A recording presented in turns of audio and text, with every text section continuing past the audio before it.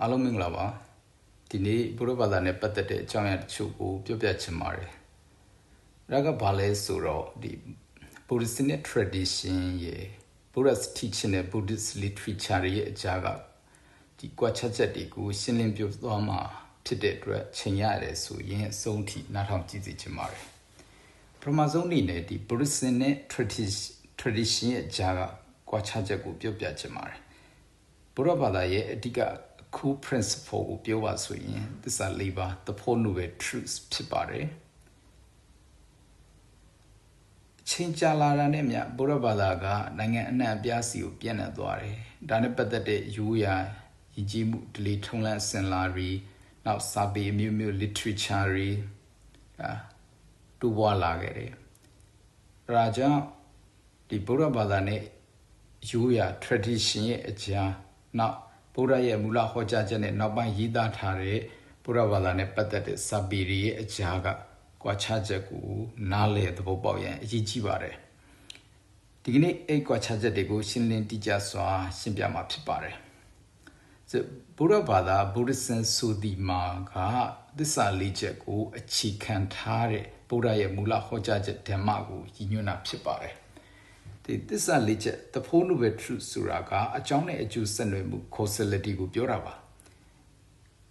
အဲ့ဒါဘာလဲဆိုတော့အလုံးသိကြတဲ့အတိုင်းပထမဆုံးကဒုက္ခ problem ပေါ့ဒီဒုက္ခစမှုရိယနောက်တစ်ခုကဒုက္ခစမှုရိယ cause of problem right ဒုက္ခនិရောဓ the cessation of problem and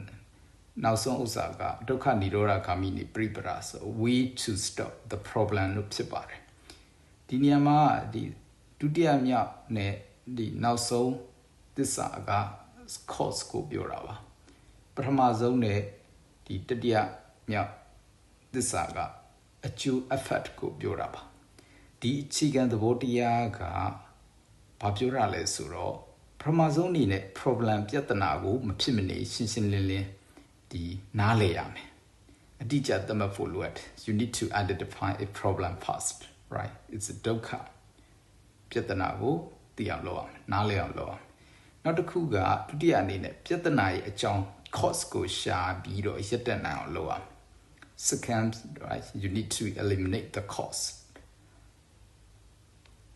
ဒီတတိယအနေနဲ့ကဒီပြဿနာကိုရပ်တန့်ဖို့ကို goal တစ်ခုကိုသတ်မှတ်ထားမယ်ပန်းနိုင်တစ်ခုကိုသတ်မှတ်ထားမယ် you need to identify the goal to stop the problem right so နောက်ဆုံးအနေနဲ့အဲ့ဒီပန်းတိုင်ကိုရောက်ဖို့လုပ်ငန်းစဉ်တွေကိုလှုပ်ဆောင်ရမယ် right you need to perform a process to achieve that goal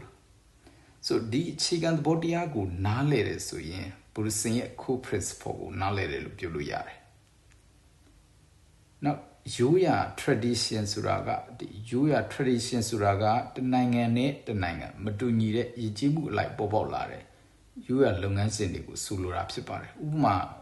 ဒီမြန်မာနိုင်ငံမှာဘာသာရေးနဲ့ဆက်နွယ်တဲ့ဒီစပွဲတွေအခြားပြပွဲရှင်ပွဲတွေခြံရံပြီးတော့ဖျားပွဲကျင်းပတာတွေသတင်းကျွတ်မီတင်ပွဲကျင်းပတာတွေဒီဆိုင်ဝိုင်းတွေအလှမှန်တက်တွေစင်တွေမြင်းတွေစတဲ့အဆောင်အယောင်တွေနဲ့ရှင်ပြပွဲတွေကျင်းပတာတွေ3ရက်သို့မဟုတ်5ရက်9ရက်စက်တိုက်ဒီပဋ္ဌာန်းကိုအသင်ချက်ဆက်နဲ့မယမနာရွတ်ဖတ်တာတွေနောက်ဘာသာရေးဆိုင်ရာတခုခုလှုပ်တိုင်းဘုန်းကြီးကျောင်းအချို့နဲ့ဒီဓမ္မယုံတွေမှာဘာသာရေးနဲ့ဆက်နွယ်တဲ့ချင်းတွေဖွင့်လာတွေဒါတွေကဒီဒေသအလိုက်ရိုးရာအစဉ်လာအရာပြုလုပ်ကြတဲ့ဒီ tradition တွေဖြစ်ပါတယ်ဒီလူတွေလောက်ပါလို့ဘုရားဖျားရှင်ကတိုက်ရိုက်ဟောပြချက်တွေမဟုတ်ဘုရားဖျားရှင်ရဲ့ဒီတိုက်ရိုက်ဟောပြချက်တွေမဟုတ်တဲ့အတွက် Buddhism လို့သူပြောလို့မရဘူးသူ just tradition ပဲအဲ့တော့ဘုရားဘာသာနဲ့ပတ်သက်လာရင်ဒီကျင့်သုံးတာတွေဖြစ်ဖြစ်ဟောပြောတာပဲဖြစ်ဖြစ်လိလာတာပဲဖြစ်ဖြစ်ဝေဖန်တာပဲဖြစ်ဖြစ်ဒါက Buddhism လား tradition လားဆိုပြီးတော့အဲ့နှစ်ခုရဲ့ကြားမိကွန်းထိုးရမယ်ပြီးတော့အခြေခံအဖြစ်နားလည်ဖို့ရည်ကြီးတယ်ကိုယ်ပြချမ်းသာစွာသိနေဖို့လိုအပ်တယ်ပေါ့ဗျနောက်ထူးခြားချက်ကကိုယ်ပြချက်ကဘာလဲဆို Buddhist teachings and Buddhist literature ပေါ့မြတ်ဗုဒ္ဓဟောကြားချက်နဲ့ဒီမြတ်ဗုဒ္ဓဟောကြားချက်တွေကိုရှင်းလင်း ဖော်ပြတဲ့နောက်ပိုင်းရေးသားတဲ့ Buddhist literature ရဲ့အကြာကွဲပြားခြားနားဥချက်ကိုသိဖို့လိုအပ်တယ် so မြတ်ဗုဒ္ဓရဲ့ဟောကြားချက် Buddhist teaching ဆိုတာကဘုရားရှင်ကိုယ်တိုင်ဟောပြသင်ကြားခဲ့တဲ့တရားဓမ္မတွေကိုဆိုလိုတာဖြစ်တယ်ဒီသင်ကြားချက်တွေကိုပိဋကတ်မှာ canonical text အနေနဲ့ဒီမှတ်တမ်းဆင်းပြုစုထားတယ်ပိဋကတ်မှာဆိုရင်ဒီဝိနည်းပိဋကစီမင်းစည်းကမ်းနဲ့ပတ်သက်တဲ့ဟာတွေနောက်ကသုတ်တန္တပိဋကဆိုအကျိုးစီးပွားနဲ့ဆိုင်ရာဟောပြချက်တွေဝိဓမ္မာပိဋကဆို ultimate reality ဆိုင်ရာဟောကြားချက်တွေ ultimate reality ဆိုတာသူ့ရဲ့တကယ် basis ဒီ reality ကိုဒီ ultimate reality ကိုရှင်းပြတာဆိုအဲ့ဒါတွေပါဝင်တယ်ဗုဒ္ဓရဲ့ဒါတွေကိုမူလစကားအဖြစ်ရေပုံကမှတ်ယူနိုင်တယ်အကုန်လုံးကိုဆိုလာမှုရေပုံရပြောတာဆိုတိတိကျကျပြောမယ်ဆိုရင်ဥမာဝီနီးမှာဆိုရင်စီမင်းစည်းကမ်းအလုံးကိုဖျားရှင်ကဒီအခါအလျော်ဆိုတာဒါမှသူ့ရဲ့ဒီ culture အလျော်ဆိုတာချမှတ်ထားတယ်ချမှတ်ထားတာသို့တော့အဲ့ဝီနီးပိဋကမှာပါတဲ့စာသားတိုင်းကဖျားရှင်ဟောကြားချက်လို့မှတ်ယူလို့မရဘူးဥမာဒီသိက္ခာပုဒ်တို့စီမင်းတစ်ခုကိုဖော်ပြတဲ့အခါမှာသူ့ရဲ့နောက်ခံ background story ကိုလည်းဖော်ပြတယ်ဒီစီမင်းကဘာကြောင့်ပေါ်လာတယ်ဆိုအဲ့ဒီစီမင်းနောက်ခံ background story တွေကဒီဖျားဟောမဟုတ်ဘူးနောက်ဒါဒီစီမင်းကိုဘာကြောင့်ပေါ်လာရတယ်ဆိုတာကိုမှတ်တမ်းတင်ထားတာဖြစ်တယ်ဒီသိက္ခာပုဒ်တွေသူ့ရဲ့သိက္ခာပုဒ်ကိုရှင်းပြချက်တွေစတာတွေကတော့ဖျားဟောတွေပေါ့အဲ့ပြောချင်တာကဝိနည်းပိဋကမှာပါတဲ့စာသားတိုင်းဟာဖျားဟောလို့တော့မဆိုလိုနိုင်ဘူးတချို့ဟာကဖျားဟောမဟုတ်ဘူးတချို့ဟာကဒီစီမင်းဘာကြောင့်ပေါ်လာတယ်အဲ့လိုရှင်းပြတာကဒီမှတ်တမ်းပေါ့မှတ်တမ်းတင်တာရှင်ဥပါလိစတဲ့မထေရမှတ်တမ်းတင်ထားတယ်ကျန်တဲ့သိက္ခာပုဒ်စီမင်းတွေကတော့ဒီမြတ်စွာဘုရားဟောကြားချက်တွေဖြစ်ပါတယ်တုတ်တက်မှာဆိုရင်လည်းပဲအားလုံးကဖျားဟောကြီးမဟုတ်ပါဘူးဆိုတချို့ကရှင်သာရိပုတ္တရာရှင်မောဂလန်နာစတဲ့တာဝကတွေဟောထားတဲ့တုတ်တွေလည်းပါပါတယ်တချို့အုပ်တွေဆိုရင်တုံလုံးနီးပါးဖျားဟောမဟုတ်ပါဘူးဥပမာထေရဂါထာထေရီဂါရစတဲ့ဟာတွေမှာဆိုရင်ဒီမထေရီနာမည်ကျော်မထေရီဒီယဟန်တွေယဟန်မတွေသူတို့တွေ့ကြုံရတဲ့ဟာတွေကိုသူကဒီမှတ်တမ်းပြုထားတာနောက်ဒီ canonical text list မှာထည့်ထားတဲ့မိလိန္ဒပညာစတဲ့ဒီပါဠိတွေကဒါဖျားရှင်တိုက်ရဟောကြားထားတာမဟုတ်ဘူးဒီသို့တော်လည်းဒီဖျားဟောဒီဒေသနာတွေနဲ့ကိုက်ညီမှုရှိတဲ့အတွက်သူ canonical text list မှာစင်းဝင်ထိုင်လို့ထည့်ပေးထားတာအဲ့တော့ဒီလိလာတဲ့လူကသိရမှာပေါ့ဒါကဖျားဟောလားဖျားဟောမဟုတ်ဘူးလားဆိုတာကွဲပြားခြားနားဆိုတာသိရမှာအဲ့ဒါတွေကတော့တကယ်တော့ရှင်းပြထားပါတယ်အဲ့ဒါရှင်းပြထားတယ်ညင်ပွားစရာမလိုဘူးဒီတကယ်လိလာတဲ့လူကသိတယ်နောက်အဘိဓမ္မာပိဋကမှာတော့ဒီကထာဝတ္ထုပါဠိကဘုရားရှင်ပြိဋိဘံစံပြီးနှစ်ပေါင်း218လောက်မှာရှင်မောဂလိဗုဒ္ဓတိတ်တမထေရကဒီဝိနည်းဆရာကျမ်းအနေနဲ့ဒီဘုရားဘာသာအတွင်းမှာဘုရားဟောဒေသနာတွေကိုလွဲမစွာအတိတ်ပဲဖွင့်ဆိုမှတ်ယူနေတဲ့ဒီတကယ် controversial point တွေကိုသူက debate style နဲ့ဗိဓမာရှုထောင့်ကနေ argument တွေ counter argument refutation တွေနဲ့ဒီ early Buddhist text တွေကိုသူ citation အနေနဲ့အသုံးပြုပြီးတော့ရှင်းပြထားတာဖြစ်လို့သူဗိဓမာ canonical text list မှာထည့်ပေးထားတာတကယ်တော့သူကဖျားဟောမဟုတ်ဘူးအဲ့ဒီကထာဝတ္ထုကဖျားဟောမဟုတ်ဘူး so အခြားအဘိဓမ္မာကျမ်းတွေကတော့ဘုရားရှင်ရဲ့ဟောကြားချက်တွေကိုရှင်သာရိပုတ္တရာကနေတဆင့်သူ့ရဲ့တပည့်တော်ဝါဒတွေကိုပို့ချတာဖြစ်ပါတယ်ဒါကြောင့်သူ့မှာပြောစမှတ်ရှိတာကဗိဓမေအဘိဓမ္မေဝဆနာမကောနာမှာသာရိပုတ္တထေရပပဝလို့ပြောကြတာ so လက်ရှိအဘိဓမ္မာပိဋကရဲ့သင်ယူမတ္တကရှင်သာရိပုတ္တရာရဲ့ဒီသင်ယူမတ္တဖြစ်ပါတယ်ရှင်သာရိပုတ္တရာရဲ့သင်ယူမတ္တကအခြေခံအဖြစ်ဘယ်လိုဟာတော့ဆိုအရင်ဆုံး outline ဒီမာတိကာချထားတယ်ပြီးတော့အဲ့ဒီဥစ္စာကိုdevelop လုပ်သွားတယ်အကျေချက်ဟောသွားတာဆိုတော့သုတ်တန်ဒီမှာဆိုလဲရှင်သာရိပုတ္တရာဟောတဲ့ style အဲ့ပုံစံအဘိဓမ္မာမှာလဲ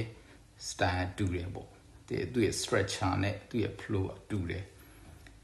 အဲ့ဒီတော့ဒီ Pitaka Canonical Text List မှာပါတဲ့စာအုပ်တိုင်းကစာသားတိုင်းကဖျားရှင်တိုက်ရဟောထားတာရဲ့လို့တော့မဟုတ်ဘူးအဓိကသိထားမှာကဘယ်ဟာကဖျားရှင်တိုက်ရဟောတာလဲဘယ်ဟာကတာဝကဟောလဲဘယ်ဟာကမူလပထမသံဃာယနာတင်စီရင်ဝန်စာအုပ်လဲဘယ်ဟာကနောက်တူပါဠိစာအုပ်တွေလဲသူခွဲခြားသိတတ်ဖို့လိုတာပေါ့နော်သူပါဠိနဲ့ရေးထားတယ်ဖျားဟောလို့သတ်မှတ်လို့မရဘူးဆိုဘာကြောင့်ဟောရတာလဲလို့အချင်းနေဘယ်လိုအချင်းနေဒီမှာဘယ်လိုနာယူသူတွေကိုဟောတာလဲလို့သိတယ်ဆိုရင်တော့ပိုကောင်းတာပေါ့နောက်ဒီဗုဒ္ဓစာပေ Buddhist literature ဆိုတာက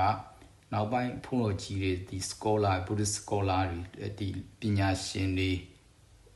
ဟိုဟာတွေကသူတို့ကဒီဗုဒ္ဓဘာသာအကြောင်းကိုရှင်းလင်းရေးသားထားတဲ့ဒီရှင်းလင်းချက်တွေကိုဆိုလိုတာ Buddhist literature ဆိုတာရေပုံအားဖြင့်ဥပမာအဖြစ်ဒီအထာကထာဒီ commentaries တွေနောက်ကဒီကာတွေ commentaries တွေကဒီနောက် essay တွေ naked thesis တွေဒီ dissertation တွေအဲ့ဒီဥစ္စာတွေဒီ Buddhist နဲ့ပတ်သက်တဲ့အကြောင်းအရာတွေကိုရှင်းလင်းပြထားတဲ့စာအုပ်တွေမှန်သမျှဟာစာပေတွေမှန်သမျှ Buddhist literature ထဲမှာပါတယ်ဒီစာပေကဒီဘုရားဟောကြားထားတဲ့တရားတွေကိုနားလည်အောင်အထောက်အကူပြုတော်လေဘုရားရဲ့မူလဟောကြားချက်ဘုရား teaching နဲ့တော့သူကတန်းတူမဟုတ်ဘူးဘုရားရဲ့ဒီဟောကြားချက်တွေကမြတ်ဘုရားရဲ့ဟောကြားချက်တွေက primary authority ဖြစ်ပါတယ်ယင်းကိုရှင်းပြတဲ့ Buddhist literature တွေကတော့ဒီ interpretation ပေါ့ရှင်းလင်းချက်နဲ့အဓိပ္ပာယ်ဖော်ပြချက်များတာဖြစ်ပါတယ်အဲ့လိုကွာခြားပါတယ်ဥပမာပြောရရင်သုတ္တပိဋကမှာပါဝင်တဲ့ဓမ္မပရပါဠိစာရကပါဠိလိုမျိုးဟာအယံကိုသိသိကြည့်လက်ပြီးတော့သူက verse system နဲ့ဒီ style နဲ့ဒါပြထားတာပေါ့ paragraph လောက်ကိုဒါမကြည့်ဘူးဂါထာတိတိလေးတွေနဲ့တကယ့်ကို key point တွေကိုဖော်ပြထားမတိဒီအယံကိုဒီ concept ဖြစ်တဲ့အတွက်နားလည်ဖို့အယံခက်တယ်ဆိုယနေ့ခေတ်ဒီကြပြားတွေဖတ်နေရတယ်လို့အဓိပ္ပာယ်ကောက်ဖို့လည်းအယံခက်တယ်အဲ့လိုခက်တဲ့ဥစ္စာကိုတကယ်ဒီ commentary အထာကထာတွေက story တွေနဲ့တော့လကောင်းအဲ့ဒီခေတ်ကဒီ influence ဖြစ်တဲ့ idea တွေနဲ့တော့လကောင်းသူကနားလည်အောင်အဲ့ဒီဥစ္စာတွေကိုရှင်းလင်းပုံဖော်ပြထားတယ် illustrate လုပ်ထားတယ်အဲကြောင့်တချို့အရာတွေကတချို့ story တွေကတကယ်ဟုတ်ချင်မှလည်းဟုတ်မယ်အကုန်လုံးမှန်တယ်လို့တော့ယူဆလို့မရဘူးဒါတဲ့ဒီခုနဒီဂါထာလေးတွေအဓိက key point လေးတွေ key idea တွေကိုနားလည်အောင်ဒါအခြေချက်ပြီးတော့ illustrate လုပ်ပြထားတာပဲဖြစ်ပါတယ်သို့တော့ဒီ commentary တွေထဲမှာဝိသုရိမတ်လို့ထားသူအထာကထာလူ view ကတော့ယနေ့ခေတ် PhD thesis နဲ့ဆင်တယ် commentary အထာကထာရဲ့ဒီမျိုးစုံရှိတယ်တုံးနဲ့တော့မတူကြဘူးအဲ့ဝိသုရိမတ်ရဲ့ဝိသုရိမတ်အထာကထာကတော့ဒီ PhD thesis နဲ့တော်တော်ကိုဆင်တယ်ပါဠိမဖတ်တတ်ရင် translation တော့ရှိတယ်နားလည်ဖို့တော့ခက်တယ် the part of purification ဆိုပြီးတော့ English translation ရှိတယ်အဲ့ဒါဖတ်ကြည့်နောက်ဒီအဘိဓမ္မထသင်္ကာလို့ဟာမျိုးကြတော့သူက the summary of အဘိဓမ္မာလို့ပြောလို့ရတယ်သူကလည်းဘာသာပြန်ထားတာရှိတယ်ဒါ comprehensive manual အဘိဓမ္မာဆိုပြီးတော့ဘာသာပြန်ထားရှိတယ်ဒါသူရဲ့စာပေရေးသားကအရန်ကို concept ဖြစ်ပြီးတော့ဒီတိကျပြီးတော့ဘယ်လိုပြောမလဲရှင်းမိုက်တယ်ပေါ့အဲ့တော့နောက်တစ်ခုကဘာလဲဆိုတော့ critical thinking နဲ့ပတ်သက်ပြီးပြောချင်တယ်အဲ့ critical thinking ကဒီ academic ရဲ့အသက်ပဲပါဠိစာပေလေ့လာသူတွေကတကယ်ကိုဒီအာဂုံကြက်နေသူတွေပါလို့ပြောနေတာတွေ line ပေါ်မှာပြောနေတာတွေထင်နေတာတွေကအဲ့ဒီလူတွေကဒီနေပေအကြောင်းကိုတကယ်ကိုငပိန်အဆင့်လောက်တာရှိတယ်လို့ပြောလို့ရတယ်ဘာလို့လဲဆိုတော့ဓမ္မစရိယဒန်စနစ်ကို academic ဆန်ဆန်လေးလာဘူးတဲ့သူတွေဆိုရင်သိပါလိမ့်မယ်ပြောချင်တာ academic ဆန်ဆန်နော်အဲဆိုရင်ဒါစာပေကိုဘယ်လိုလေ့လာရဲဆိုတာသိပါလိမ့်မယ်ဒါအလွတ်ကျက်နေအောင်အလွတ်ကျက်တာကတချို့ပိုင်းလေးတွေမှာလိုအပ်မယ်ပေါ့ဒီ part of the study ပေါ့ not the whole study တော့မဟုတ်ဘူးပြောချင်တာက critical thinking မှာ impartiality ပုံမှာအခြေခံမှလား မှန်ကန်တက်မှတ်တဲ့ conclusion ကိုရနိုင်မှာဖြစ်ပါတယ်သူတခုခုတန်ဖိုးကိုစစ်စစ်ဝေဖန်တဲ့အခါ comparative study မပိုင်လေဒါကတစ်ဖက်ပိတ်သားဖြစ်နေလိမ့်မယ်ပြောချင်တာကဒီမှာဘူရစင်ရဲ့အဆိုးအကောင့်ကိုဝေဖန်ခြင်းနဲ့ဆိုရင်ဘယ်အချက်ကိုဝေဖန်မှာလဲအရင်ဆုံးစက်တယ်လောက်တာအဲ့ဒီအချက်ကိုအရင်ဆုံး data source ကိုသိအောင်လုပ်ဒါကဘယ်ကလာတာလဲအဲ့ဒါကတကယ့်ကို primary source ကလာတာလား secondary source ကလာတာလားဆိုတော့ကိုယ်ပဲပြသိအောင်လုပ်အောင်ပြောချင်တာဘူရစင်နဲ့ပတ်သက်ပြီးတော့ကိုကဝေဖန်ခြင်းနဲ့ချီးမွမ်းခြင်းလားကဲ့ရဲ့ခြင်းလားအဲ့ဆိုရင်ဘယ်အချက်ကိုဝေဖန်မှာလဲအဲ့ချက်ကိုဆွဲထုတ်လိုက်ဒီချက်က the Buddha's teaching လား Buddhist literature လားကိုရအောင်လုပ်မြတ်စွာဘုရားတိုက်ရဟောထားတဲ့ဥစ္စာလားဒါမှမဟုတ်ရင်နောက်ပိုင်းကျမှမြတ်စွာဘုရားဟောထားတာကိုအခြားလူတွေကရှင်းပြတဲ့စာပေလားဆိုတာကိုရအောင်လုပ်အဲ့ဒါကိုမကွဲဘဲနဲ့ဘုရားဟောထားတာဒီလိုကြီးသူရန်ဝေဖန်ရင်ဒါမမှန်ဘူးပေါ့ဗျာဘေးအရာကိုကိုယ်ဝေဖန်မှာလဲ Buddhist နဲ့ပတ်သက်ပြီးတော့ right primary source ကိုဝေဖန်မှာလား the secondary source ကိုဝေဖန်မှာလားဒါမှမဟုတ် idea ကိုလား idea ကိုလက်ခံတဲ့သူကိုလားဘယ်အရာကိုဝေဖန်မှာလဲကိုယ်ပြသိအောင်လုပ်ဘုရားဘာသာကိုဒီတန်ဖိုးဖြတ်ဖို့ compare လုပ်တဲ့အခါဒီတခုတည်းကိုကြည့်ပြီးတော့ဒီ blame လို့မရဘူးချီးမွမ်းလို့မရဘူးအဲဆိုရင်အခြားဘာသာတစ်ခုနဲ့ရှင်ပြီးတော့ဝေဖန်မှာလား right ဒါမှမဟုတ်ဘုရားဘာသာဘုန်းကြီးတစ်ပါးကိုဒီစင်းရဲ့ချမ်းသာတဲ့ဝေဖန်ခြင်းနဲ့ကားစီးတဲ့မစီဘူးစီးနိုင်တယ်မစီးနိုင်ဘူးဝေဖန်ခြင်းနဲ့ဆိုရင်အခြားဘာသာဝင်တွေကိုလည်းပဲဒါခြားဘာသာဝင်ဘုန်းတော်ကြီးတွေနဲ့ရှင်းကြည့်ပေါ့ဥပမာခရိယန်ဘုန်းတော်ကြီးတွေနဲ့ရှင်းကြည့်သူတို့ကကားစီးလားမစီးဘူးလားအစ္စလာမ်မှာရှိလားမရှိဘူးလားအဲဆိုအစ္စလာမ်ဘုန်းကြီးနဲ့ဘုရားဘာသာဘုန်းကြီးကိုရှင်းကြည့်အဲ့လို compare လုပ်မှာဘာသာတရားရဲ့ဒီအဆုံးအမကို compare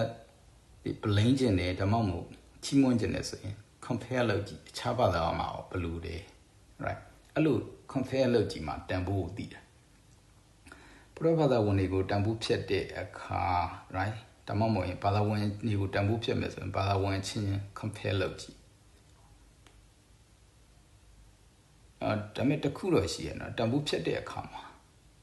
ဥပမာပြောရင်ဒီမျက်စင်းစေးကမျက်စိအတွက်ပဲသူသုံးတာအဲ့မျက်စင်းစေးကိုဘိုင်အောင်မပြောက်လို့ဆိုပြီးတော့ဘိုင်အောင်ပြောင်းမစွန့်နိုင်လို့ဆိုပြီးဒါကအလကားတန်ဖိုးမရှိဘူးလို့ပြောတာမျိုးဆိုရင်တော့ဒါတန်ဖိုးဖြတ်တဲ့သူက academic မှာအကျက်မပြေဘူးလို့ပြောလို့ရတယ်ပြောချင်တာကဒီသူ့ရဲ့တန်ဖိုးကိုမှောင်တန်ဖိုးဖြတ်တတ်ဖို့လိုတယ်အနာနဲ့စေးတအောင်သုံးတတ်ဖို့လိုတယ်မျက်စင်းစေးရမျက်စိကောင်းဖို့ပဲဘိုင်အောင်ပြောင်းမစွန့်နိုင်ဘူးဆိုပြီးတော့သူ့ကိုတန်ဖိုးကိုလျှော့ချလို့မရဘူးသူ့တန်ဖိုးနဲ့သူရှိတယ် right ဥမာဒီဆရာဝန်တဦးကိုလေထွန်တက်ဖို့မတောင်းဆိုနဲ့ right လေသမားတယောက်ကိုစိတ်ကူတက်ဖို့မတောင်းဆိုနဲ့ဒါပေမဲ့ဆရာဝန်ကလေသမားထက်ဆရာဝန်ကပူပြီးတော့တာတယ်လေသမားကဆရာဝန်လောက်ဒီအကျိုးမများဘူးအဲ့လိုသွားတွက်လို့မရဘူးလူဖွဲ့စည်းမှာအကုန်လုံးကသူ့တန်ဖိုးနဲ့သူရှိတယ်သူကလည်းသူလိုအပ်တယ်တခုတည်းပဲတယောက်တည်းကပဲလိုအပ်တယ်လို့ပြောလို့မရဘူးအကောင်းဆုံးကိုပဲရွေးလို့ရရင်ရမယ် right မလိုအပ်ဘူးလို့တော့ပြောလို့မရဘူးအကုန်လုံးမှာသူ့တန်ဖိုးနဲ့သူရှိတယ်လူဖွဲ့စည်း balance ဖြစ်ဖို့အတွက်အဲ့တော့အချုပ်အနေနဲ့ပြောရမယ်ဆိုရင် Buddhist နဲ့ tradition ရဲ့အကြား Buddhist teaching နဲ့ Buddhist literature ရဲ့ကြားကဒီကွဲပြားခြားနားချက်ကိုနားလည်ဖို့အရေးကြီးတယ်ပေါ့ဗျာအဲ့လိုမှမသိရင် Buddhist ခေါင်းစဉ်တက်ပြီးတော့ဟောနေတာတွေလိလနေတာတွေနောက်ဝိပန်ပြစ်တင်နေတာတွေကတကယ် Buddhist မဟုတ်ရင်ကိုယ့်အတွက်ရောသူတစ်ပါးအတွက်ပါထိခိုက်တယ် right Buddhist ကိုလေ့လာမယ်ဆိုရင်သူ academic အဆင့်ကိုရောက်အောင်ထိလေ့လာတယ်ပြောချင်တာ subject တစ်ခုကိုလေ့လာမယ်ဆိုရင် academic အဆင့်ရောက်အောင်လေ့လာအဲ့လိုမှမဟုတ်ဘူးနှစ်စွန်းနှစ်ပြားအခြေခံအဆင့်ကြားဦးနာဝါလောင်းနေဆိုရင်တော့သူကဘာနဲ့တူတော့အင်္ဂလိပ်ဆောင်ပေါ့အင်္ဂလိပ်ဒီစကားပုံမှာ a little knowledge is a dangerous thing ပေါ့ဘုဒ္ဓဒီအနေငယ်တော့ဘုဒ္ဓလောက်မပြောပါလောက်တဲ့ဟိုဆက်ဒီဆက်ဘုဒ္ဓလောက်ကတခါအကျိုးမများပဲနဲ့ခါလေးဒီအန်ဒီဖြစ်စေတတ်တယ်ပေါ့အဲ့လိုပဲခါလေးကိုတိတာကနည်းနည်းလောက်နဲ့အတင်း blame ခြင်းနေဆိုရင်အတင်း blame နေမယ်ဒါမှမဟုတ်ရင်ချီးမွမ်းနေမယ်ဆိုရင်သူကလူဘင်းကြိုက်ဟောလူဘင်းကြိုက်ဝေဖန်ဒ ဒီလူပြင်းတွေကလက်ခုပ်တီးနေမှာပဲ right အဲ့တော့တစ်ခုခုကိုလေ့လာမယ်ဆိုရင်အကဲမဲ့အဆင့်အထိရအောင်လေ့လာပါ